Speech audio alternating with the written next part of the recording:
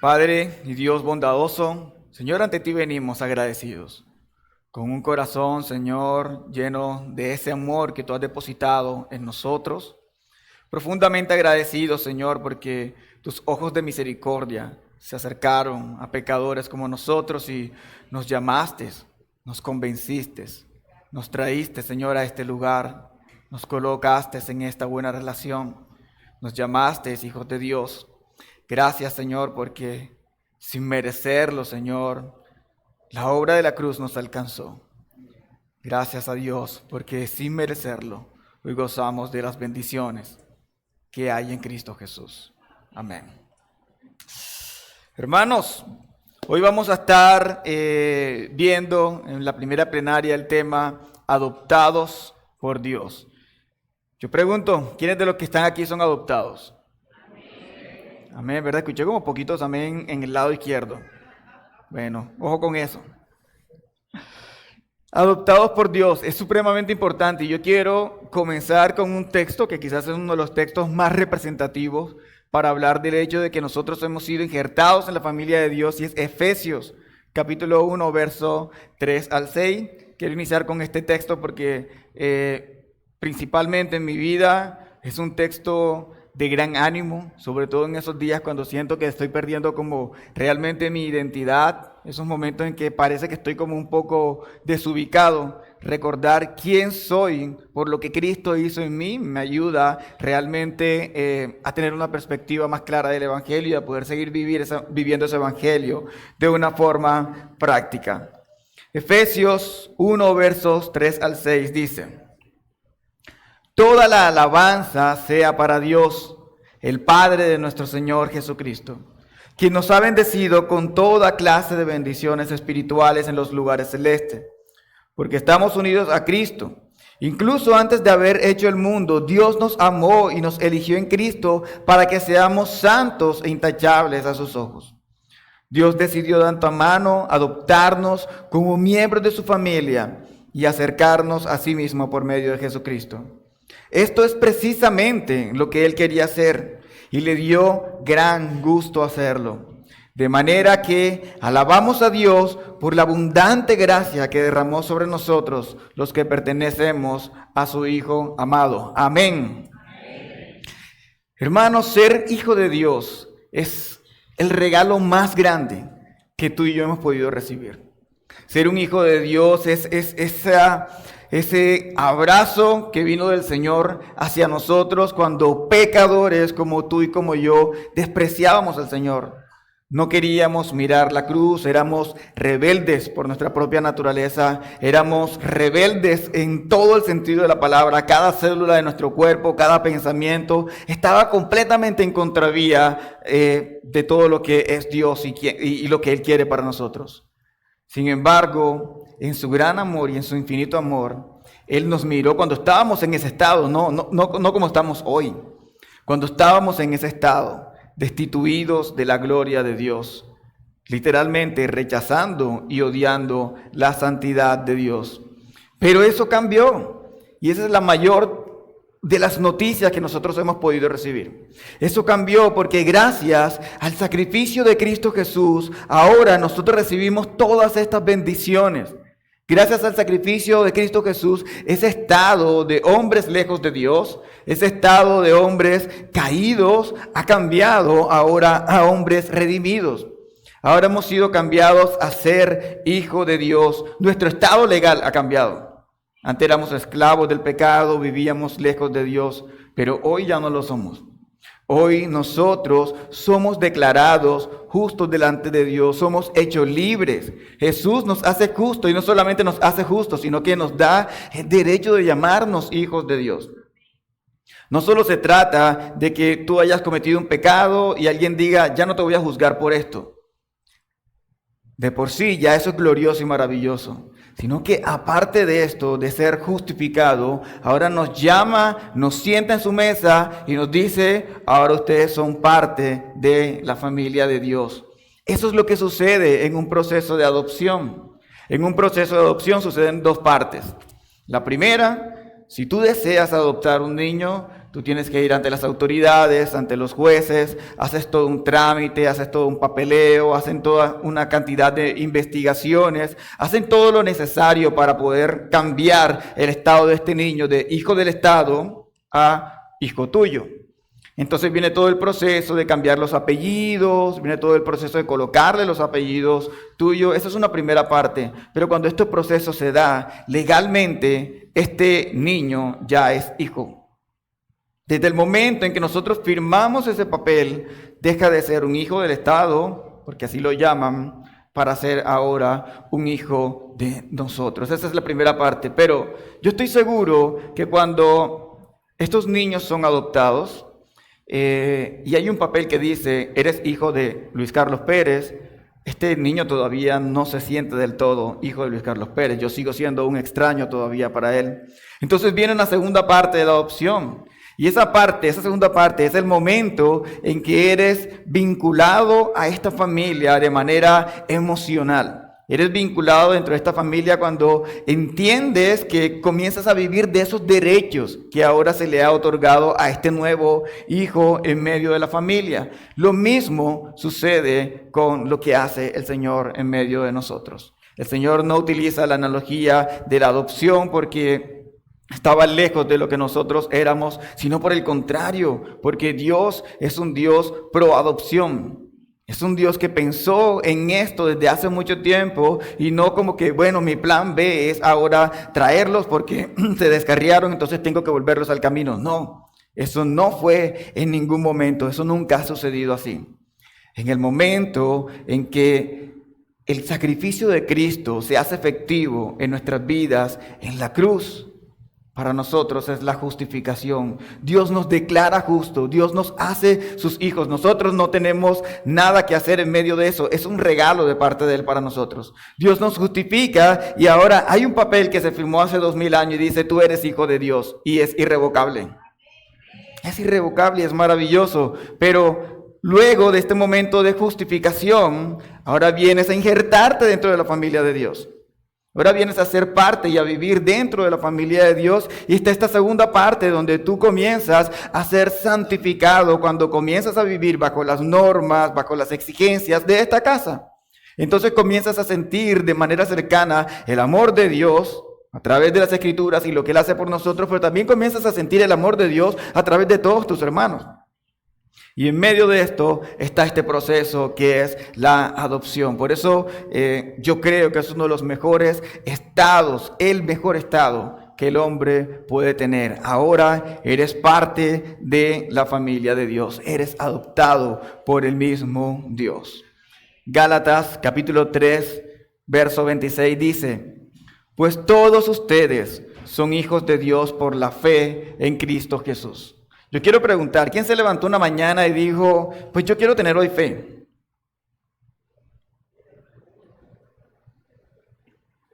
Nadie. Por el contrario, nosotros no podíamos hacerlo.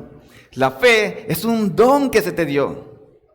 Un momento que tú no puedes explicar. En un momento rechazabas a Dios y luego dices, wow, ahora todo cambió. Ahora, ¿yo por qué creo? Ahora yo por qué pienso de esta manera, ahora yo por qué actúo de esta manera. ¿Qué méritos hay en alguno de nosotros para decir, yo soy hijo de Dios porque ¿qué haría Dios sin mí? Él me llamó a su familia porque miraba y decía, yo creo que Luis sería un buen hijo, lo necesito de este lado. Yo era muy bueno, entonces el Señor me trajo hacia Él. ¿Será que eso es lo correcto? No, por el contrario, yo era el hijo rebelde. Yo era el que estaba lejos y el Señor miró a ese que estaba lejos. El Señor miró a ese que no quería nada con Él. Y a pesar de mi condición de rebeldía, de mi condición de destituido de la gloria de Dios, de mi condición de hijo de Satanás, porque era realmente mi condición, Él me invitó a ser parte de su familia. Ahora tenemos un Padre. Ahora nuestro Padre nos ha traído a su casa. Tenemos muchos hermanos y tenemos a Cristo como nuestro hermano mayor, asimismo lo refiere la Escritura. Ahora tengo una identificación que dice, soy cristiano, pertenezco a Cristo, soy un hijo de Dios, estoy unido a Él y estoy en Él. Ese es parte ahora de nuestro nuevo estado. Yo quiero que miremos un poco de este plan de Dios de la adopción desde el principio del tiempo. Estamos ahorita tocando algunos textos del Nuevo Testamento, pero yo quiero que miremos ese plan de adopción del Señor desde el principio de los tiempos. Ahorita Ciso me robaba el texto con el que introducía Génesis capítulo 1, verso 27 al 28. Voy a volver a leerlo. Dice: así que Dios creó a los seres humanos a su propia imagen. Hombre y mujer los creó.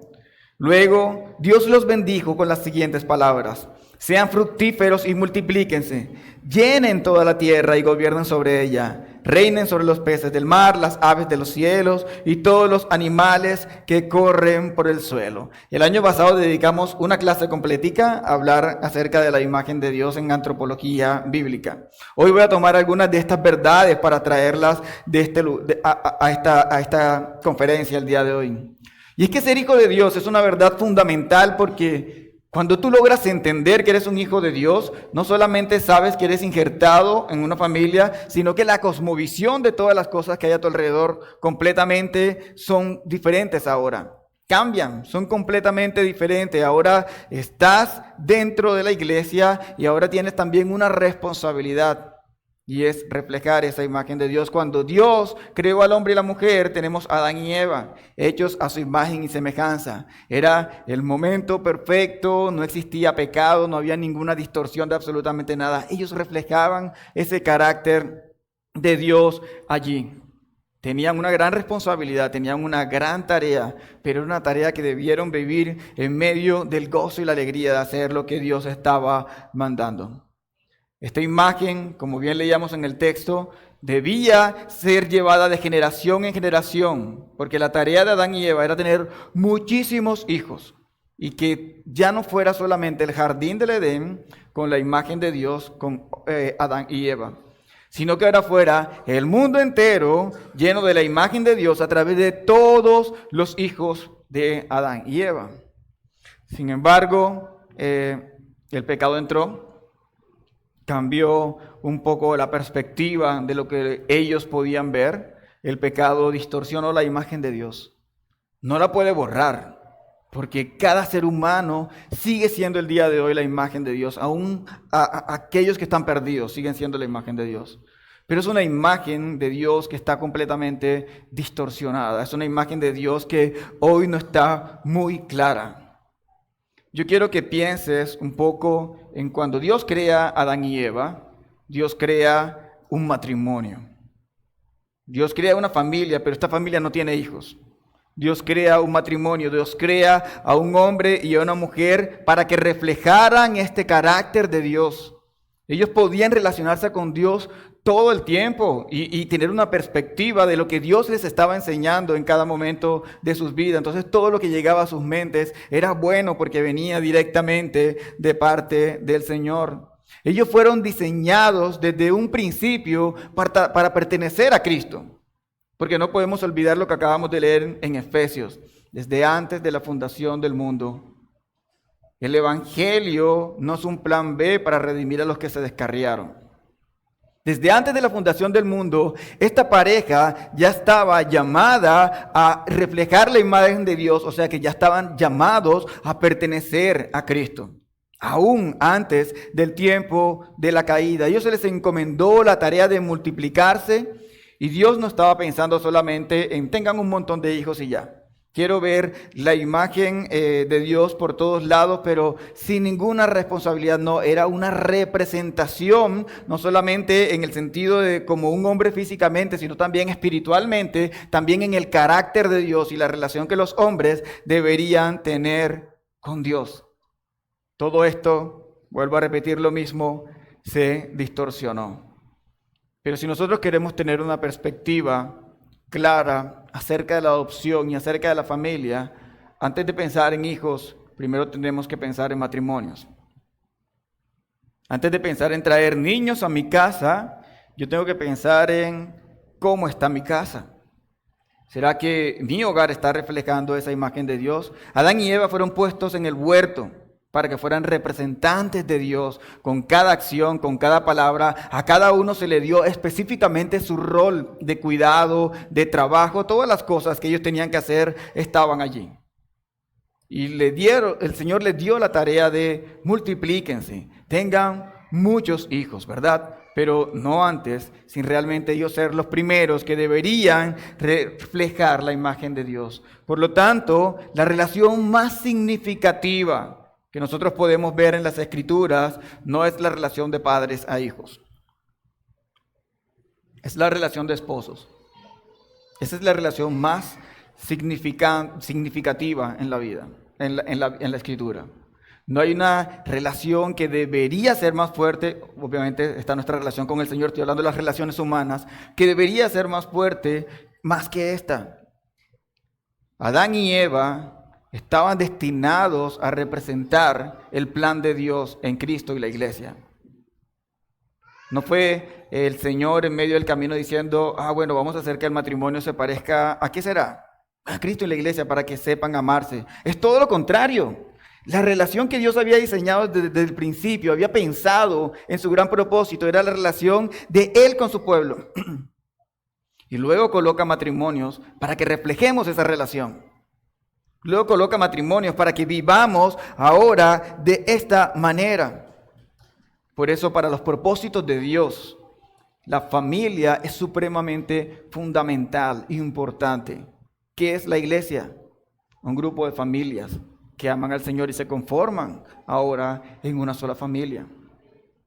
Entonces, para nosotros debe ser supremamente importante, porque si nosotros no vivimos pensando en los roles, si no vivimos en nuestras casas, el matrimonio como debería ser, mi rol como hombre, como cabeza del hogar, entendiendo realmente que es cabeza del hogar, no alguien que viene a imponerse, sino alguien que viene a amar y a cuidar.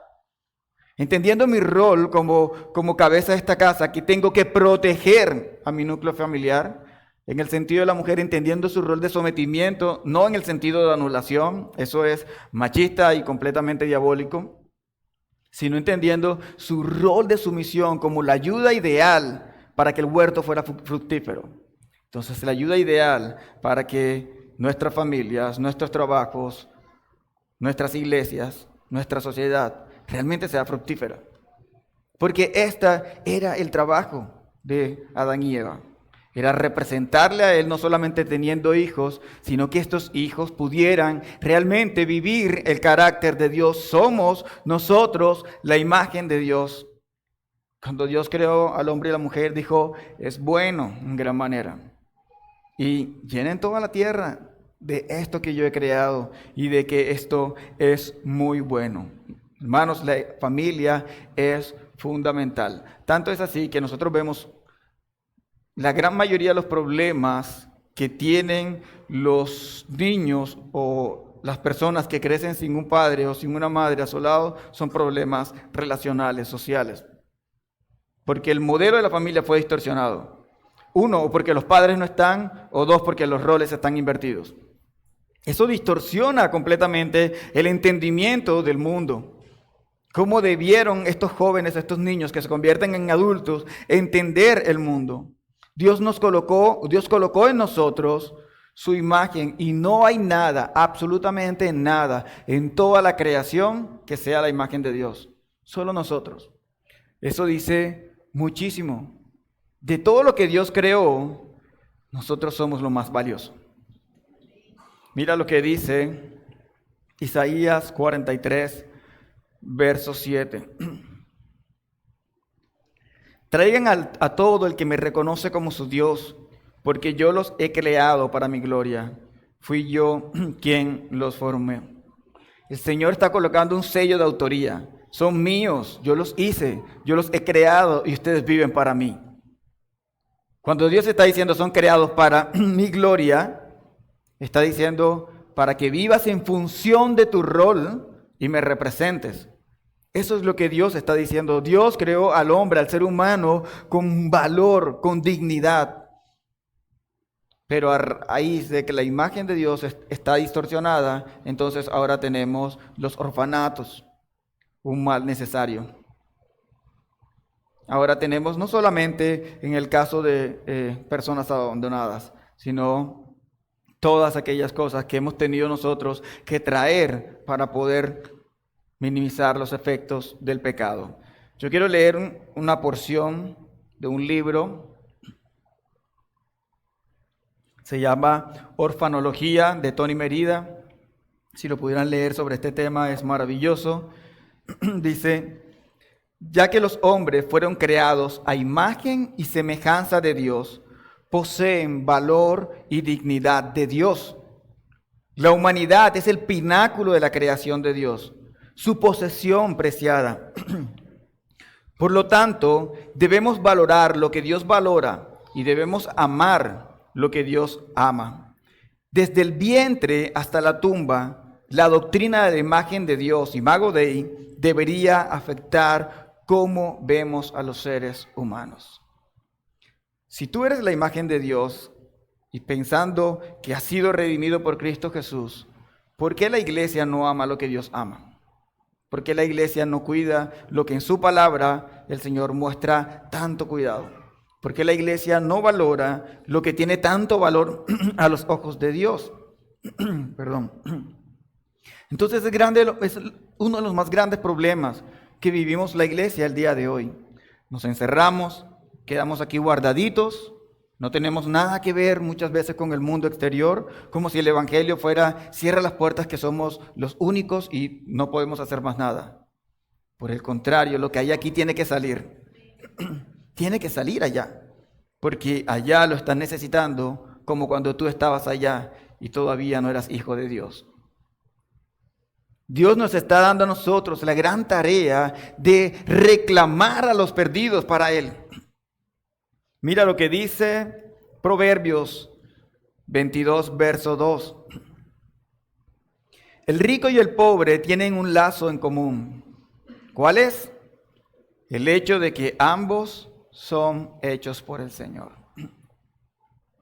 Vivas donde vivas, hagas lo que hagas, no hay ninguna diferencia.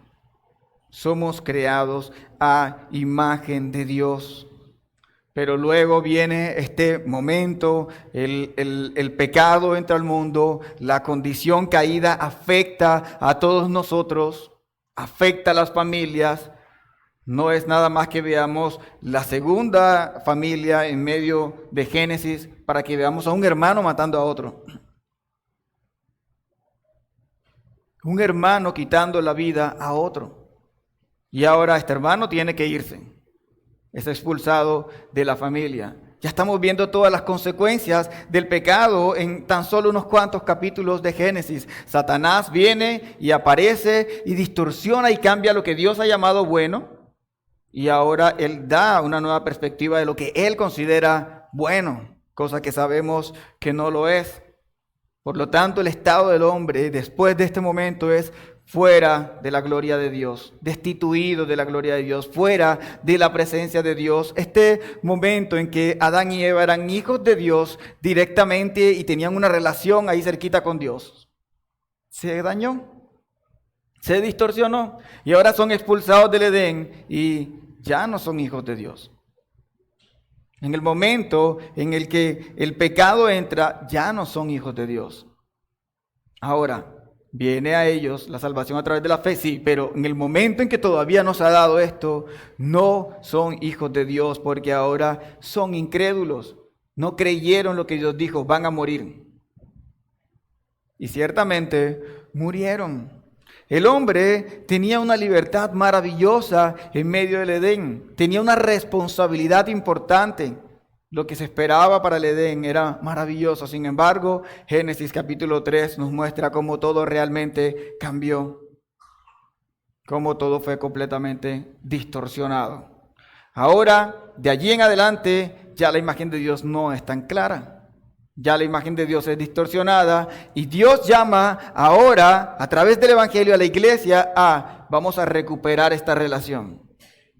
A través del sacrificio de Cristo Jesús se convierte en el puente de esta relación, enemistad entre Dios y el pueblo. Y Él se convierte en este puente para que tú vuelvas a la familia donde el Señor te está llamando. Las cosas se pusieron mal, las cosas se salieron de control. Tenemos ahora una necesidad y necesitamos esta familia. Necesitamos ser injertados en la familia de Dios para poder llegar a ser salvos. Satanás prometió algo, les prometió un placer maravilloso. Pero como todo el placer que promete Satanás, ¿cómo es? Temporal. Se acaba. Y cuando se vivió ese momento de placer, vienen todas las gigantescas consecuencias por haber ido en contravía de lo que el Señor ha mandado. Entonces, hermanos, nosotros tenemos algo que desde el principio Dios diseñó, y es que su creación fuera su imagen y su representante. Ahora tenemos una imagen distorsionada y ahora viene nuevamente la tarea de recuperemos esta imagen para que sea mucho más claro. La doctrina de la adopción lleva al corazón del creyente a adorar a Dios porque está profundamente agradecido con haber sido injertado dentro de esta familia. La doctrina de la adopción debe ser algo que en nuestras conversaciones se dé. Debe ser algo que nos digamos los unos a los otros cuando estamos desanimados. Cuando recordemos que no sabemos lo que tenemos que hacer y no tenemos como un rumbo, nos recuerden cuál es nuestra identidad. A pesar de que no sabemos en qué van a terminar las cosas. Dios es un padre que adopta porque esto nació desde el deseo de su corazón. Entonces yo quiero que pienses, Dios es pro adopción. Dios es pro adopción. El mundo mira la adopción de una manera completamente diferente, como algo, no sé. Pero Dios es pro adopción. Nosotros no somos el plan B. ¿Sabes? Nosotros somos el plan A. Yo sé que aquí hay algunas familias que no han podido tener bebés. Y después vamos a ampliar un poquito más acerca de esto. Y sé que es duro. Ayer hablábamos de lo difícil que es vivir en medio de esta situación de la infertilidad. Pero Dios no nos alcanzó porque ya no sabía qué hacer. Dios nos alcanzó y nos adoptó porque era parte del plan inicial. Por lo tanto, si nosotros traemos lo que debemos imitar de Dios a nuestras vidas, la razón por la que nosotros deberíamos adoptar no es el hecho de que no podamos tener bebés. Seguramente Dios utiliza esto como un medio para entender mucho más. Y vuelvo y repito, hablaremos un poquito más en la última plenaria acerca de esto. Pero nosotros somos el plan A del Señor y eso tiene que llevar nuestro gozo de gran regocijo y de gran ánimo. Tú fuiste metido, injertado en esta familia en contra de tu voluntad. Tú no escogiste el Padre escogió al Hijo. Los niños de los orfanatos no están de casa en casa diciendo, ¿cuál padre escojo para mí? Los padres adoptivos estamos en esos lugares diciendo, quiero atraer un niño a mi casa para que sea mi hijo. Y esto fue lo que Dios hizo con nosotros. Llegó a nuestras vidas, nos amó y nos convenció. Pensemos, hermanos, en los privilegios maravillosos de la adopción. Trae esperanza, trae ánimo al pueblo, trae ánimo a nuestras vidas. Este entendimiento de la adopción debería llevarnos a vivir en la unidad de la iglesia, donde, claro está, nuestros pecados quieren dividirnos, pero tenemos una unidad que no es ni siquiera por afinidad. Tenemos una unidad porque estamos en Él. No es que vivimos con Él y cerquita, no, estamos en Él. Estamos injertados en Él. ¿Y sabes qué? Estamos injertados en Él y nadie te puede sacar de allí. Porque el Padre te ha amado con un amor incondicional. ¿Por qué Dios me adoptó? Esa es una buena pregunta. Nos adoptó porque Él está lleno de gracia y misericordia. ¿Quieres pensar en la adopción? Yo quisiera ayudarte esta mañana y animarte a tener una perspectiva correcta, los que estén pensando en hacerlo, o por lo menos los que estén pensando en apoyar a otras personas que quieran hacerlo.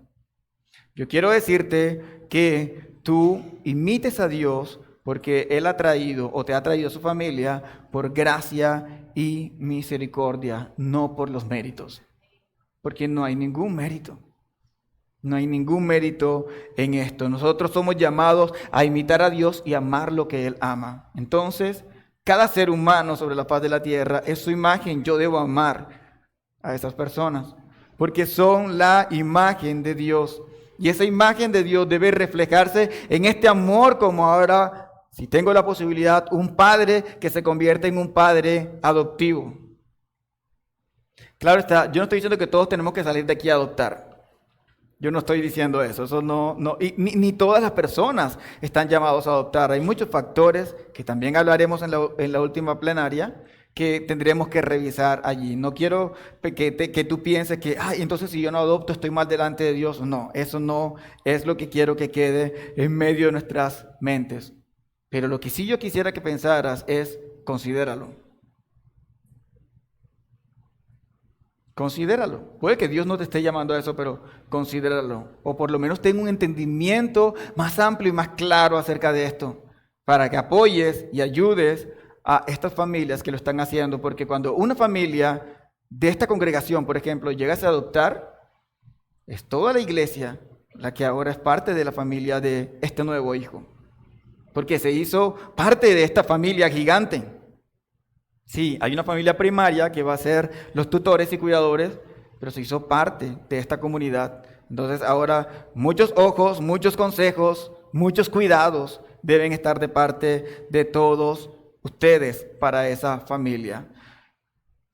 Cuando una persona sale a adoptar con el entendimiento erróneo, Dios en su camino lo puede ajustar, enderezar y traer la perspectiva correcta. Pero si no la llevas antes, seguramente vas a sufrir mucho. Y seguramente vas a hacer que también este niño sufra algunas consecuencias por no saber lo que estás haciendo, por lo menos no tener mucha claridad de lo que estás haciendo. Nuestro Señor vino a redimir a los quebrantados, portadores de la imagen de Dios. Nuestro Señor vino a reconstruir esa imagen que se estaba distorsionando. Cuando vemos todos esos imperativos en el Nuevo Testamento que dicen que nosotros debemos ser conformados a la imagen de Jesucristo, ¿sabes qué está diciendo? Está diciendo que ahora tú estás recuperando la imagen de Dios, desde la que se perdió, desde la que se estaba perdiendo desde el principio. Entonces, cuando cada día más eres santificado y te pareces más a Cristo, entonces cada día más tú eres como la imagen de Dios. Estás creciendo en el entendimiento de esa imagen, pero también en la practicidad de esa imagen. O sea que el carácter de Dios en ti se ve mucho más claro. O sea que tu relación con Dios es mucho más clara. O sea que tu visión de la iglesia, del mundo, de los huérfanos, de los que están lejos, es mucho más clara. Tenemos perspectivas ahora que son mucho más claras. La iglesia tiene una tarea y esta tarea es, vamos al rescate. Dios a nosotros nos ha llamado a reconciliar. Tenemos nuestro reconciliador mayor, Cristo Jesús, ¿verdad? Ya nos reconcilió, pero ahora Cristo dice, y ahora ustedes son los reconciliadores, eso dice Corintios. No porque nosotros salvemos, porque somos los reconciliadores, porque somos los medios que Dios utiliza para que muchos más sean salvos y lleguen a ser parte de esta familia y lleguen a ser ahora hijos de Dios. Todos ellos están quebrantados, están lejos de Dios y necesitan ser restaurados. Es una misión valiosa. Tú sabes, cuando el Señor te transforma y te hace cristiano, el Señor te pone en la misión imposible. Imposible para los hombres, pero posible para Dios. La misión valiosa de llevar el Evangelio para salvar pecadores. Afirmemos estas verdades, creamos estas verdades, absorbamos estas verdades en nuestros corazones. No desperdiciemos el tiempo en cosas vanas. Aprovechemos realmente nuestro tiempo para invertirlo en el Evangelio. Para invertirlo en aquellos que le necesitan afuera, pero invertir en el Evangelio, en la forma, en cómo la comunidad de gracia vive. Porque el Evangelio no es para los perdidos nada más. Ay, pobrecito, allá afuera necesitan el Evangelio. Sí, es cierto, necesitan el Evangelio, pero el Evangelio es para cada uno de los pecadores que están aquí. para cada día de nuestras vidas. Y necesitamos recordándolos unos a otros. La verdad del Evangelio tiene muchísimas implicaciones para los seguidores de Cristo, para cómo tú debes ver el modelo de familia. Entonces yo pregunto, ¿será que el modelo de familia que tú estás tratando de adoptar es el que el mundo te dice? El de la doctora tal, de la psicóloga tal, el de ahora los padres crían así, ahora las mamás son así, ahora no sé. ¿O realmente deberíamos nosotros comenzar a anhelar ser la familia de Génesis? El hombre y la mujer hechos a imagen de Dios, diseñados para necesitar a Cristo, porque Adán y Eva iban a necesitar a Cristo, y para discipular a sus hijos en el Evangelio. Yo creo que tenemos un error también cuando nosotros pensamos en la Gran Comisión. Nosotros pensamos en la Gran Comisión como solamente sal afuera y predica el Evangelio. Pero es que la Gran Comisión se vive desde tu casa, porque tus hijos nacen destituidos de la gloria de Dios. ¿Cuál es la tarea de un papá? Hacer discípulos para Cristo y bautizarlos en el nombre del Padre, el Hijo y el Espíritu Santo, enseñarles a vivir el Evangelio. No es diferente a la Gran Comisión. Adán y Eva tenían la tarea en el Edén de tener hijos biológicos para que estos hijos fueran la imagen de Dios. Luego vino todo el problema de la caída y ahora nosotros tenemos un llamado. Sean adoptivos, sean biológicos, como quieras llamarlo, la tarea es la misma. Y es, si Dios te da hijo, ¿es para saciar mi necesidad de ser padre? No estoy diciendo que no sea maravilloso, es maravilloso. Pero no te da hijos para saciar una necesidad. Dios te da hijos para que vivas la Gran Comisión. Padres que discipulan hijos, biológicos o no biológicos. Al fin y al cabo, biológicos o no biológicos, tienen que salir de casa, porque no son nuestros. Dios nos los entrega por un tiempo para hacer esta maravillosa tarea. Voy a leer otra porción del libro de Tony Merida. Dice, porque amamos el Evangelio, amamos la doctrina de la adopción, que no es otra cosa que el estudio de nuestra adopción por parte de Dios. Porque amamos el Evangelio, amamos realmente la doctrina de la adopción, porque no es diferente de lo que Dios ya nos hizo en nosotros. La adopción es el más alto privilegio que el Evangelio ofrece, aún más alto que la justificación. Estar a cuentas con Dios, el juez, es una gran cosa. Pero ser amado y cuidado por Dios, el Padre, es mucho más grande. Cuando vives en el estado de la familia, cuando ya te justificó el Señor y te trajo aquí y vives esto, es realmente glorioso. Y tú y yo lo sabemos porque ya lo hemos experimentado. Una vez empezamos a entender la gloria de un Dios que adopta pecadores como el más alto privilegio del Evangelio, nuestra forma de ver la adopción de niños cambia drásticamente. Tenemos que demostrar el Evangelio si sabemos que Dios es pro adopción. ¿Estamos dispuestos a hacerlos nosotros también? En la época de nuestro Señor Jesucristo, los romanos podían hacer con los niños literalmente lo que quisieran. Lo que relata la historia es que cuando los romanos tenían hijos, especialmente las niñas, cuando tenían hijos y no querían tenerlos, tenían una pila de basura en el patio y otras en las calles. Y simplemente cogían este bebé y lo depositaban allí. Y no había ninguna acción legal contra ellos porque esto era visto como algo normal. No había ningún problema con sacar los hijos de la casa y echarlos en un basurero. Habían solo dos tipos de personas que recogían esos niños. Por un lado, tenemos a estos vivarachos que tomaban los niños para utilizarlos para prostitución, los criaban, pero luego les sacaban el provecho. Tomaban a estos niños para venderlos como esclavos, tomaban a estos niños para hechos atroces. Y por el otro lado está el segundo grupo de personas que recogían niños y eran los cristianos. ¿Y sabes qué? Yo no creo que los cristianos eran los ricos de la época.